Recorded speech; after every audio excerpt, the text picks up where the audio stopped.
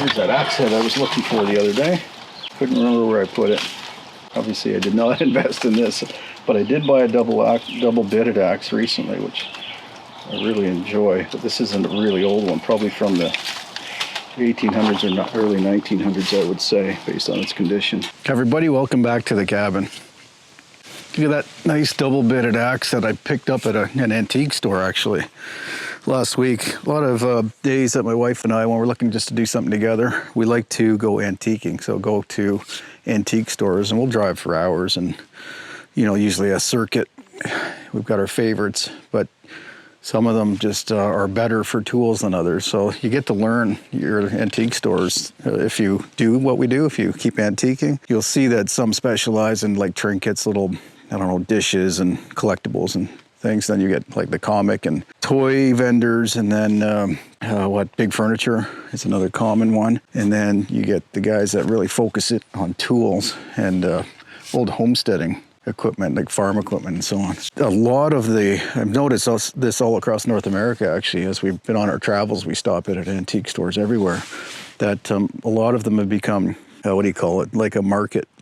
So they'll have multiple vendors within one building. So the business owner usually has their own collection of antiques that they're selling in a portion of the store, but then they rent out the rest of the store to other vendors in order to spread that cost of rent across multiple people, multiple businesses. Anyway, this one particular one, about an hour and a half from here, they seem to always have a lot of axes.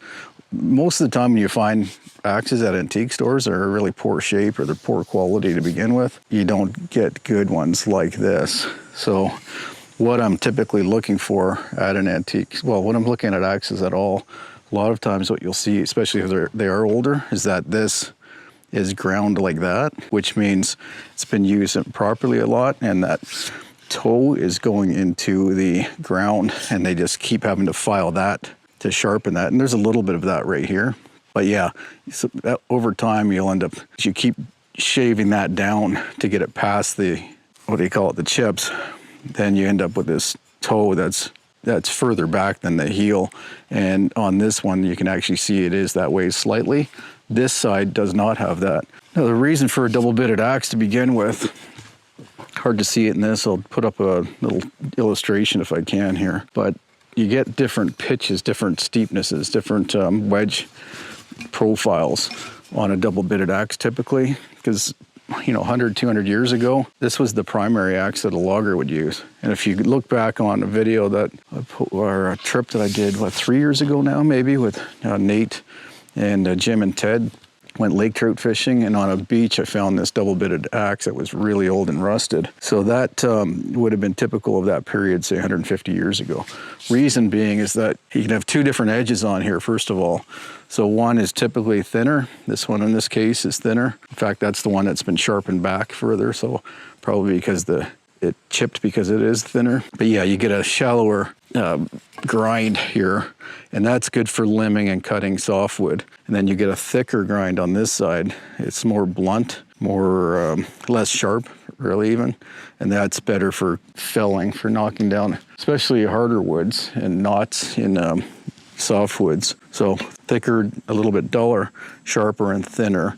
The other reason is sometimes people would just grind them the same sharpness, and what that did is just gave them extra time in the field. So instead of having to stop in the middle of the day to sharpen their one bitted axe with a pole, they would just switch to the other side and use that blade for a while, that edge. So two purposes, both pretty good. Now this is an old axe handle by the looks of it as well. YMB Manufacturing Company, Walnut something, New York, is that?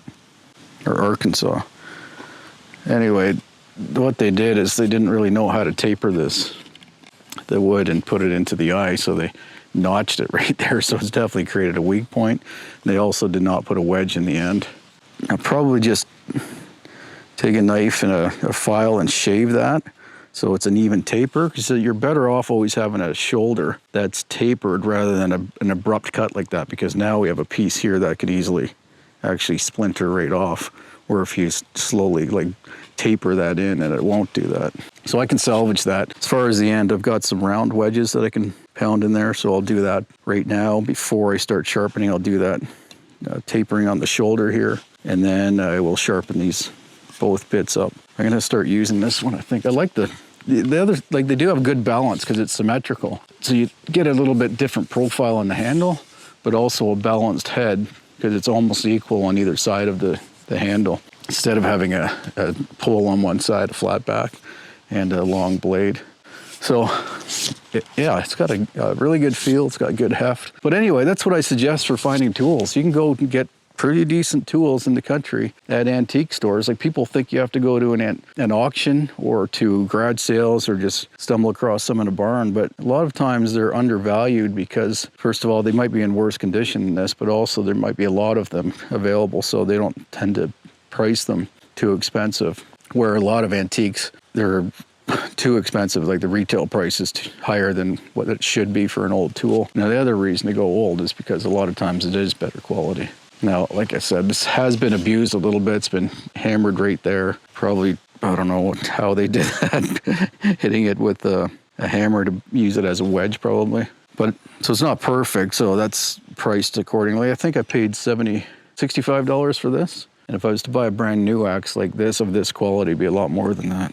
So I'm happy with it.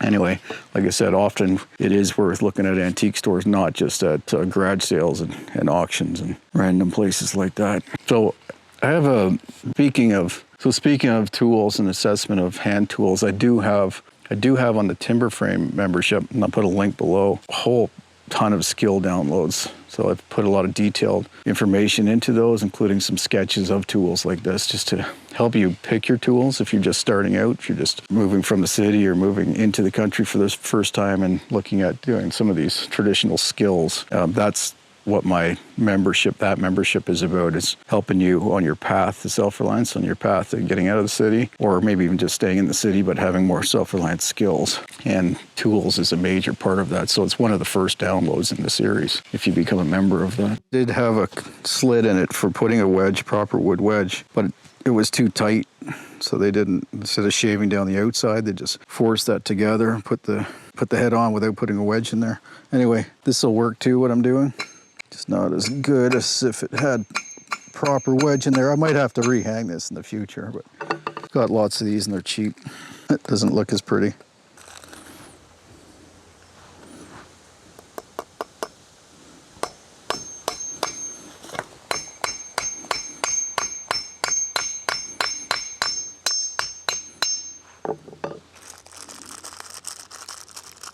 At least they're cheap.